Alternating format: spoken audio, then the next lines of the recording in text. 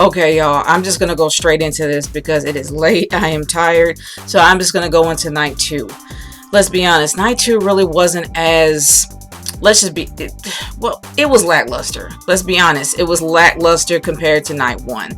Night one was a little bit more interesting because they had to deal with the weather, and they were able to make something good out of something bad when it came to the weather, and they did their best to try to make things run smoothly, even though it did have its hiccups.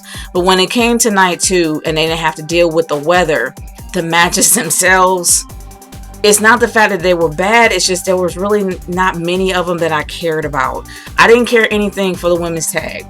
The one match that I really wanted to see, the two individuals in that match that I really wanted to see the most was Tamina and Nia Jax go at it. I didn't care about Natalya, I didn't care about Shayna Baszler. I didn't even care about the tag team belts. They're generic, nobody really cares about them. They had no worth, at least not to me. So I didn't really care much about that match as well as the outcome. And to be honest with you, it shouldn't have been Tamina and Natalya in the first place. Either should have been the Riot Squad, and I would have been fine with Naomi and Lana, but it shouldn't have been them. But despite all that, I didn't really care. When it came to Sami Zayn and versus Kevin Owens, they always put on really great matches. Even though we've seen them a million times before, they put on great matches, but Logan Paul actually had no stakes in this, and it didn't seem like he was a game changer at all in it. But everyone's like, well, he's a celebrity, doesn't matter. Even though I care very little for Logan Paul, the fact is when you have a celebrity involved, especially a celebrity that's into a sport, because he is a boxer, you would think that he would have some sort of a reason to be there. Because if you go back and think about it, when they had Mike Tyson being a part of the match between Stone Cold Steve Austin and Shawn Michaels, he honestly was a bit of a game changer in it. We can't say the same thing about Logan Paul. He was just there. So there was really no reason for him to be there at all. And I didn't really care much for that match. But I will say a hidden gem of the night definitely was, even though there was no reason for the Nigerian drums, and they probably weren't even Nigerian drums, and you had a gong on the other side of the ring, the Nigerian drum match, which had no purpose and no one really knew what it was a hidden gem, because you actually saw a very aggressive side of Big E, and him being away from New Day I think was the best thing that's ever happened to him, because now he has a bit of an edge and he's a little bit more serious when he came in as champion. Now when you see Apollo Crews, the fact that Apollo Crews has always been this vanilla type character that no one cared about, you care about him now because he has a bit of a personality. So I enjoyed that feud, I enjoyed their matches, I enjoyed that whole match going back and forth. And then seeing how that you have, gosh, I forgot that guy's name. The fact that you had interference from that dude, if you guys know his name, leave in the comments below. I forgot totally what his name was. But despite all that, when he was involved in the match and actually helped Apollo Crews win, that makes you wonder where it's going to go next. So I'm very interested to see what's going to be happening on SmackDown. So that match itself was really good. And of course, the main event was absolutely amazing. My goodness, was Daniel Bryan the most aggressive I've ever seen him. And it was split pretty much down the middle between Edge and Daniel Bryan, and everyone was rooting for both. But the finish, the finish was amazing. It was great. I really did like how Roman Reigns was able to just pile them on top of each other and just pin them. I think that's definitely a tribal chief way of winning the match. I loved it. That was a great main event. That definitely was the match of the night. Now I know that the women's match worried me a little bit. It started off slow, but then it picked up its pace. Rhea Ripley versus Asuka. That match was really good too. And the finish, yeah, I love the fact that Rhea Ripley won. I got no beef with Rhea Ripley winning. Even though some people do, I don't. But thinking about it, there's actually been, and I think that Laurel, when I actually was watching it with the Club Atlantis guys, he brought up a very good point. You had the winner of the Royal Rumble as well as the runner-up both winning titles that night. One won the Raw Women's title and the other one won the SmackDown Women's title. That's interesting in itself.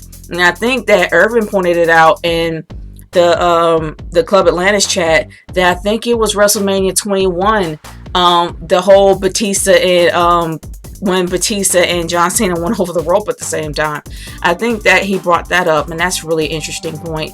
But to be honest with you, those are the matches that I cared about the most. I didn't care much about Sami Zayn versus Kevin Owens, and I didn't care about the women's tag. And I did not see the pre-show at all. And also, the biggest disappointment of the night, the worst match, and I'm not saying it was worse in the fact that it wasn't, there was no wrestling, the wrestling was bad. It actually was really good. It's just the finish.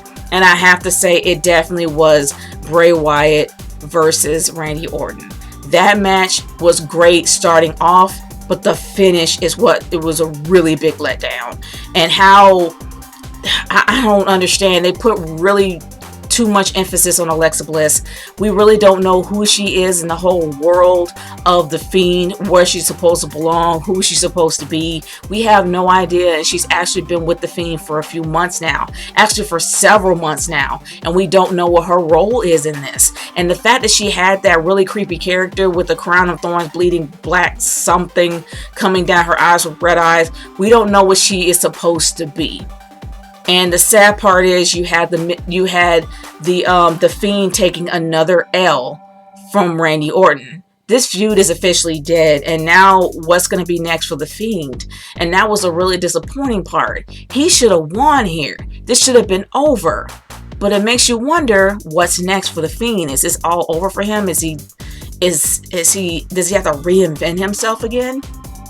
I'm not sure if he needs to reinvent himself, but I'm really curious on where they're going to go next. Because every time you think the Fiend is out, he's not out for long. So I'm wondering where it's going to go next from here. But my overall thoughts of both nights, and I honestly talked about this with the guys. For night one, I have to give it a B-.